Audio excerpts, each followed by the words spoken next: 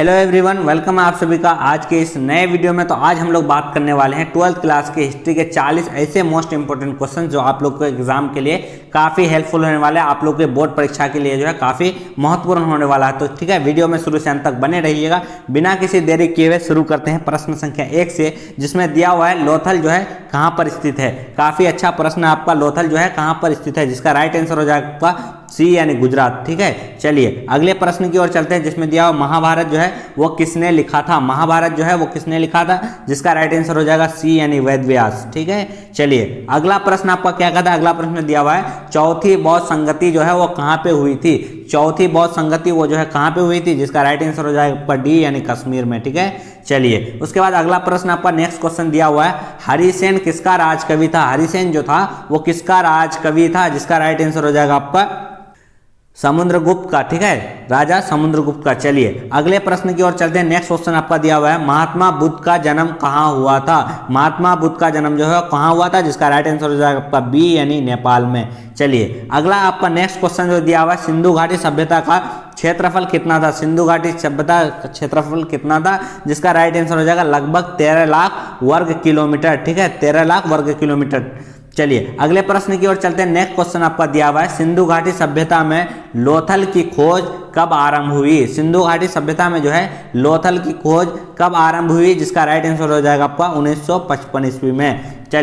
चलिए अगले प्रश्न की ओर चलते हैं, जिसमें दिया हुआ है 16 महाजन पदों का उल्लेख जो है किस ग्रंथ में है। 16 महाजन पद जो है उसका उल्लेख किस ग्रंथ में है, तो जिसका राइट आंसर हो जाएगा आपका अंगुत्तर निकाय में। ठीक है, अंगुत्तर निकाय में। चलिए अगले प्रश्न की ओर चलते हैं, जिसके अगला प्रश्न आपका दिया हुआ है मनुस्मृति की रचना किसने की थी। मनुस्मृति की जो है रचना वो किसने की थी, जिसका राइट आंसर हो जाएगा आपका डी यानी मनु। ठीक है, डी यानी मनु। चलिए अगले प्रश्न की ओर चलते हैं, जिसमें दिया हुआ गृहपति कौन थे। गृहपति जो है कौन थे, जिसका राइट आंसर हो जाएगा बी यानी घर के मुखिया थे। ठीक है, चलिए अगले प्रश्न की ओर चलते हैं, जिसमें दिया हुआ आपका कनिष्क किस वंश का शासक था। कनिष्क जो था वो किस वंश का शासक था, तो जिसका राइट आंसर हो जाएगा आपका डी यानी कुषाण वंश।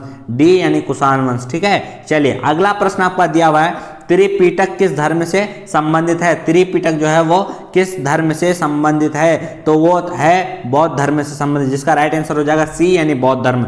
चलिए अगला प्रश्न आपका दिया हुआ है सबसे प्राचीन वेद कौन है। सबसे प्राचीन वेद जो है वो कौन है, जिसका राइट आंसर हो जाएगा डी यानी ऋग्वेद। ठीक है, डी यानी ऋग्वेद। चलिए अगला प्रश्न आपका दिया हुआ ए फॉरगॉटन एम्पायर के लेखक निम्नलिखित में से जो है कौन है। ए फॉरगॉटन एम्पायर में से निम्नलिखित में से कौन लेखक हैं, जिसका राइट आंसर हो जाएगा रॉबर्ट सिवेल। रॉबर्ट सिवेल ने जो है फॉरगॉटन एम्पायर के लेखक हैं। ठीक है, चलिए अगले प्रश्न की ओर चलते हैं, जिसमें दिया मार्को पोलो किस देश से भारत आया था, यानी मार्को पोलो कहाँ का रहने वाला था, जिसका राइट आंसर आपका बी यानी इटली। ठीक है, बी यानी इटली। चलिए अगले प्रश्न की ओर चलते हैं, जिसमें दिया हुआ है विदेशी यात्री टेबरनियर एक था। विदेशी यात्री टेबरनियर एक क्या था, जौहरी था, इंजीनियर था, या डॉक्टर था, या जो है वक्ता था, जिसका राइट आंसर हो जाएगा आपका जौहरी था। ठीक है, और चलिए अगले प्रश्न की ओर चलते हैं, जिसमें दिया हुआ निम्नलिखित में से कौन अलवार महिला संत थी। कौन जो है अलवार महिला संत थी, जिसका राइट आंसर हो जाएगा आपका सी यानी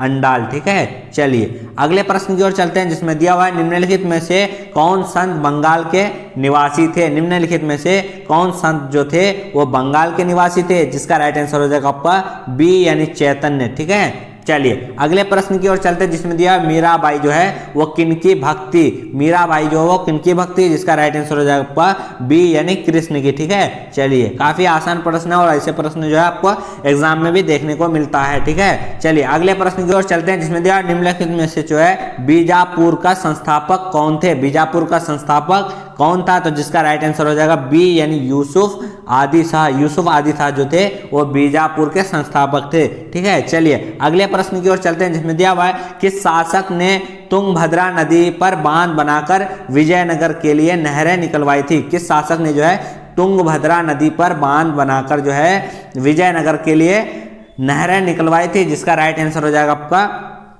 बी यानी देवराय प्रथम। ठीक है, बी यानी देवराय प्रथम। ठीक है, चलिए अगले प्रश्न की ओर चलते हैं, जिसमें दिया हुआ है किसने लीलावती का फारसी अनुवाद किया था।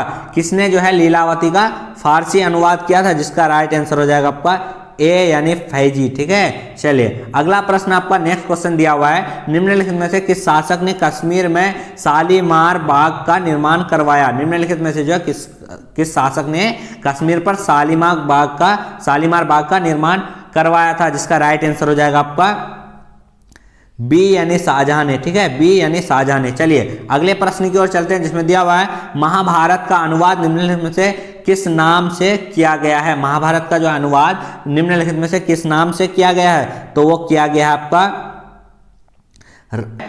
अनुवाद किया गया। चलिए अगले प्रश्न की ओर चलते हैं, जिसमें दिया हुआ है खालसा सेना की स्थापना किसने किया था। खालसा सेना की स्थापना जो है गोविंद सिंह ने किया था। ठीक है, खालसा सेना की स्थापना किसने किया था, तो गोविंद सिंह ने किया था, जिसका राइट आंसर हो जाएगा बी। चलिए अगले प्रश्न की ओर चलते हैं, जिसमें दिया हुआ है अमृतसर नगर की स्थापना किस सिख गुरु ने किया था।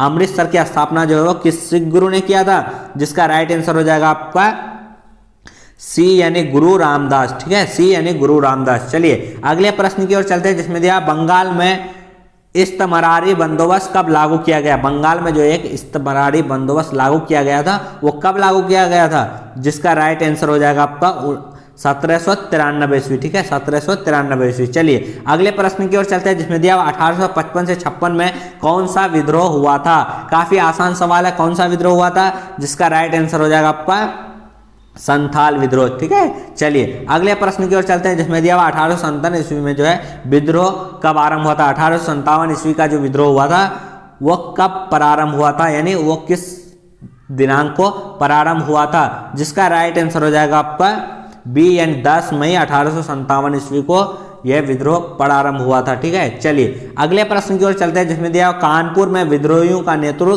किसने किया था। कानपुर में जो है विद्रोहियों का नेतृत्व कब किया था, जिसका राइट आंसर हो जाएगा आपका ए यानी नाना साहेब। ठीक है, ए यानी नाना साहेब। चलिए अगले प्रश्न की ओर चलते हैं, जिसमें दिया हुआ है प्लासी का युद्ध कब हुआ था, यानी प्लासी का युद्ध जो है वो कब हुआ था, जिसका राइट आंसर हो जाएगा आपका बी यानी 1757 ईस्वी। ठीक है, बी यानी 1757। चलिए अगले प्रश्न की ओर चलते हैं, जिसमें दिया हुआ है पुर्तगालियों ने गोवा के ऊपर कब कब्जा जमाया था। पुर्तगालियों ने जो है गोवा के ऊपर कब कब्जा जमाया था, जिसका राइट आंसर हो जाएगा आपका बी यानी 1510 ईस्वी को। ठीक है, चलिए अगले प्रश्न की ओर चलते हैं, जिसमें दिया हुआ है भारतीय राष्ट्रीय कांग्रेस पार्टी जो है उसकी स्थापना कब हुई थी, तो उसकी स्थापना हुई थी 1885 ईस्वी को। ए.ओ. ह्यूम एक अंग्रेज थे, उसी के द्वारा। ठीक है, चलिए अगले प्रश्न की ओर चलते हैं, जिसमें दिया हुआ है बंगाल विभाजन कब हुआ था। बंगाल विभाजन जो है वो कब हुआ था, तो जिसका राइट आंसर हो जाएगा 1905 ईस्वी। ठीक है, चलिए अगले प्रश्न की ओर चलते हैं, जिसमें दिया हुआ है ईस्ट इंडिया कंपनी की स्थापना कब हुई थी। ईस्ट इंडिया कंपनी जो थी उसकी स्थापना कब हुई थी, जिसका राइट आंसर हो जाएगा 1600 ईस्वी। ठीक है, चलिए अगले प्रश्न की ओर चलते हैं, जिसमें दिया पाकिस्तान शब्द किसके दिमाग की उपज है। पाकिस्तान शब्द जो है वो किसके दिमाग की उपज है, जिसका राइट आंसर हो जाएगा आपका